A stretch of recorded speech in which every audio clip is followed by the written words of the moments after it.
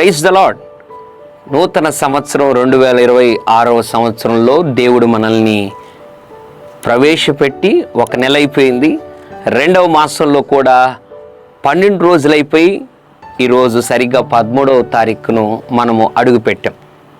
మనలో చాలామందికి ఉన్నటువంటి ఆలోచన ఏంటంటే, దేవుడు బలమైన, శక్తివంతమైన, అద్భుతమైన వాగ్దానాన్ని ఇచ్చారు, ఎప్పుడు నెరవేరుతుంది అని ఎదురు చూస్తున్నావా? మరికొంతమందికి అయితే గతంలో ఇచ్చినటువంటి వాగ్దానాలు కూడా ఇంకా నెరవేరలేదే, ఆలస్యం అవుతుందే అని ఎదురు చూస్తున్నావా? ఉదయకాల సమయంలో ప్రభు నీ హృదయాన్ని ఎరిగిన వాడే ఒక అద్భుతమైన మాటను జ్ఞాపకం చేయాలని ఆశపడుతున్నాడు. హెబ్రీయులకు రాసిన పత్రిక 10వ అధ్యాయం 23వ వచనం, వాగ్దానము చేసినవాడు నమ్మదగినవాడు. ఎంత అద్భుతమైన మాట! వాక్యం అంటుంది, వాగ్దానము చేసిన దేవుడు అంట నమ్మదగినవాడు.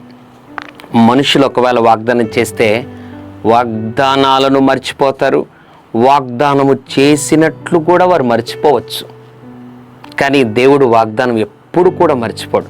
వాక్యం అంటుంది, వాగ్దానము చేసిన దేవుడు నమ్మదగినవాడు. ప్రార్థన చేయి.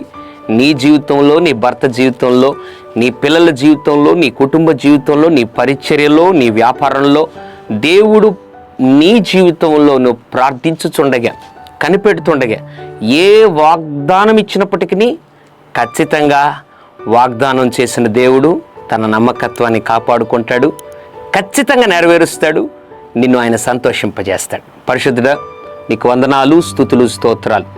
ఎంతమంది అయితే ఉదయకాల సమయంలో వాగ్దాన నెరవేర్పు కొరకు ఎదురు చూస్తున్నారు, వారి జీవితంలో అద్భుతం జరిగించి వాగ్దానాన్ని నెరవేర్చి నీ సమయంలో వారిని హెచ్చించి బలపరచమని యేసు నామములో ప్రార్థిస్తున్నాం తండ్రి.